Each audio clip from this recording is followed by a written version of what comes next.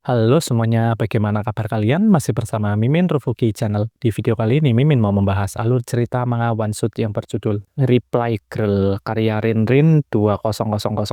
Oh ya, sebelum lanjut ke pembahasan, Mimin mau promosi dulu nih. Mungkin bagi kalian yang mau cari kaos ataupun hoodie anime murah, kalian bisa kunjungi Revuki Store yang ada di Shopee, Tokopedia, dan juga TikTok Shop. Link pembelian ada di deskripsi. Baiklah, kita lanjut ke pembahasan. Manga ini menceritakan si MC yang bernama Hakuto yang merupakan seorang mahasiswa. Saat ini ia baru saja jadian dengan seorang gadis cantik, ramah dan baik yang bernama Wakamizu Yoka. Yang ternyata ia merupakan mantan pacar si MC dulunya. Mereka berdua putus setelah si MC memperkoki Yoka keluar dari hotel bersama om-om. Dan kejadian itu saat mereka berdua masih duduk di bangku SMA. Karena kejadian itu membuat mereka bertengkar dan mereka pun akhirnya memutuskan untuk berpisah. Namun karena sebuah takdir, Hakuto kembali bertemu dengan Wakamizu Yoka. Namun karena Hakuto merubah penampilannya agar Wakamizu tidak mengenalinya, dan ditambah teman sekampusnya hanya memanggil namanya dengan nama panggilan, dan hanya sedikit orang-orang yang tahu nama aslinya. Akhirnya Hakuto pun memutuskan untuk balas dendam kepada Wakamizu Yoka dengan cara membuat Wakamizu jatuh cinta dengan sosok palsunya yang bernama Sora. Setelah itu, ia langsung mencampakkannya dan berselingkuh dengan wanita dan memberi pelajaran yang sama kepada lonte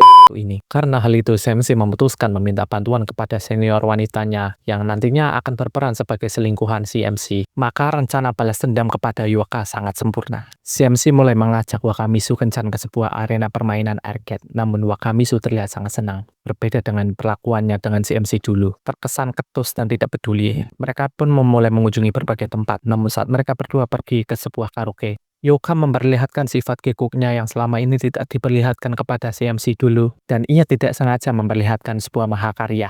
Namun karena tingkah Yoka yang sangat mengemaskan, si MC tidak sengaja memujinya imut. Tanpa terasa, si MC telah menghabiskan waktu seharian bersama wanita yang paling ia benci. Namun karena perkataan dari Wakamizu Yoka, aku tak percaya kita benar-benar diciptakan untuk satu sama lain. Namun karena perkataan itu membuat amarah Hakuto memuncak, si MC memutuskan untuk menjalankan rencana yang ia buat dan membalaskan rasa sakit kepada satu ini. Sambil menunggu rencananya dimulai, si MC mulai berbasa-basi dan meminta nomor HP Yoka. Mereka berdua pun mulai sedikit berbincang-bincang kenapa alasan Yoka sangat menyukai si MC. Alasannya si MC mengingatkannya kepada mantan pacar si Yoka yang dulu.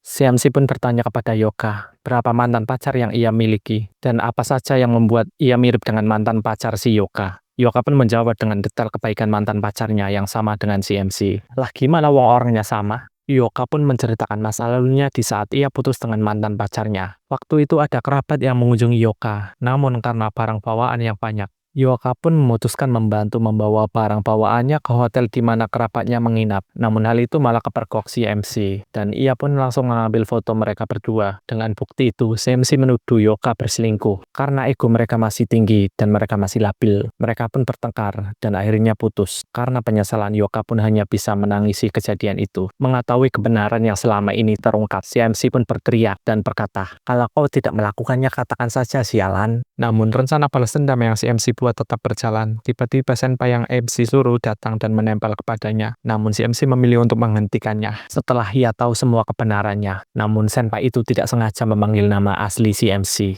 Yoka pun baru mengetahui bahwa pria yang sedang berkencan dengannya adalah mantan pacar yang ia masih cintai. Si MC mencoba untuk pergi, tetapi Yoka tidak melepaskannya. Yoka pun mengkonfirmasi apakah ia benar Hakuto. Yoka pun sangat kesal kenapa Hakuto pindah tanpa memberitahukannya. Yoka pun menangis dan berkata ia masih sangat mencintai Hakuto. Dan ia tidak akan melakukan hal menjijikan seperti selingkuh. Namun hanya karena masalah salah paham, hubungan mereka berdua hancur. Namun karena kesalahpahaman itu sudah selesai, Yoka pun bertekad ingin mendapatkan cinta dari Hakuto lagi. Namun tentu saja hal itu tidak mudah. Terima kasih bagi kalian yang telah menonton sampai habis. And see you next time.